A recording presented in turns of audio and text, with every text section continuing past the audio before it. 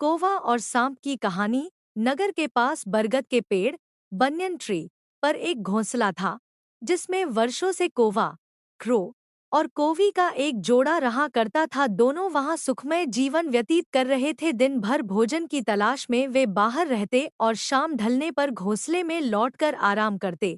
एक दिन एक काला सांप स्नेक भटकते हुए उस बरगद के पेड़ के पास आ गया। पेड़ के तने में एक बड़ा खोल देख वह वहीं निवास करने लगा। कौवा कौवी इस बात से अनजान थे। उनकी दिनचर्या यूं ही चलती रही। मौसम आने पर कोवी ने अंडे दिए।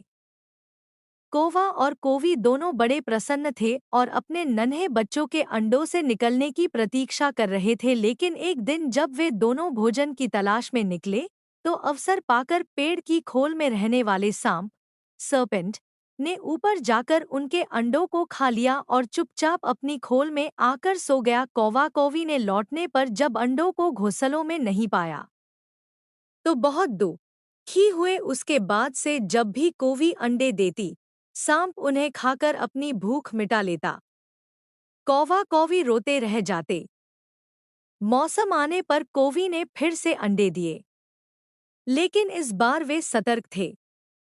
वे जानना चाहते थे कि आखिर उनके अंडे कहाँ गायब हो जाते हैं।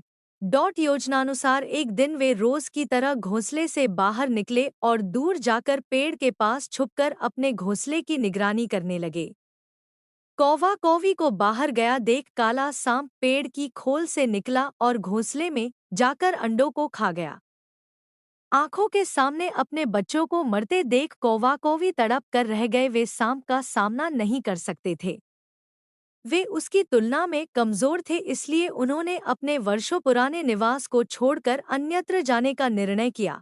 जाने के पूर्व वे अपने मित्र गीदड़ से अंतिम बार भेंट करने पहुंचे। गीदड़ को पूरा वृतांत सुनाकर जब वे विदा लेने लगे तो गीदड़ बोला, मित्रों, इन तरह भयभीत होकर अपना वर्षों पुराना निवास छोड़ना उचित नहीं है। समस्या सामने है तो उसका कोई न कोई हल अवश्य होगा।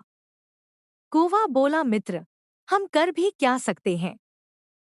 उस दुष्ट सांप की शक्ति के सामने हम निरीह हैं। हम उसका मुकाबला नहीं कर सकते। अब कहीं और जाने के अलावा हमारे पास कोई चारा नहीं है। हम हर समय अपने बच्चों को मरते हुए नहीं देख सकत। गीदड़ कुछ सोचते हुए बोला, मित्रों, जहाँ शक्ति काम न आए वहाँ बुद्धि का प्रयोग करना चाहिए। यह कहकर उसने सांप से छुटकारा पाने की एक योजना कौवा कौवी को बताई। अगले दिन योजनानुसार कौवा कौवी नगर ने सरोवर में पहुंचे, जहां राज्य की राजकुमारी अपने सखियों के साथ रोज स्नान करने आया करती थी। उन दिन भी राजकुमारी अपने वस्त्र और आभूषण किनारे रख सरोवर में स्नान कर रही थी। पास ही सैनिक निगरानी कर रहे थे। अवसर पाकर कौवे ने राजकुमारी का हीरों का हार अपनी चोंच में दबाया और काव काव करता हुआ राजकुमारी और सैनिकों के दिखाते हुए ले उड़ा। कौवे को अपना हार ले जाते देख राजकुमारी चिल्लाने लगी। सैनिक कौवे के पीछे भागे। वे कौवे के पीछे पीछे बरगद के पेड़ के पास पहुंच गए। कौवा यही तो चाहता था। राजकुमारी का हार पेड़ के खोल में गिराकर वह उड़ गया। सैनिकों ने यह देखा तो हार निकालने पेड़ की खोल के पास पहुंचे। हार निकालने उन्होंने खोल में एक आभूषण किनारे रख सरोवर में स्नान कर रही थी। पास ही सैनिक निगरानी कर रहे थे। अवसर पाकर कौवे ने राजकुमारी का हीरों का हार अपनी चोंच में दबाया और काव काव करता हुआ राजकुमारी और सैनिकों के दिखाते हुए ले उड़ा। कौवे को अपना हार ले जाते देख राजकुमारी चिल्लाने लगी। सैनिक कौवे के पीछे भागे। वे कौवे के पीछे पीछे बरगद के पेड़ के पास पहुंच गए। कौवा यही तो चाहता था। राजकुमारी का हार पेड़ के खोल में गिराकर वह उड़ गया। सैनिकों ने यह देखा तो हार निकालने पेड़ की खोल के पास पहुंचे। हार निकालने उन्होंने खोल में एक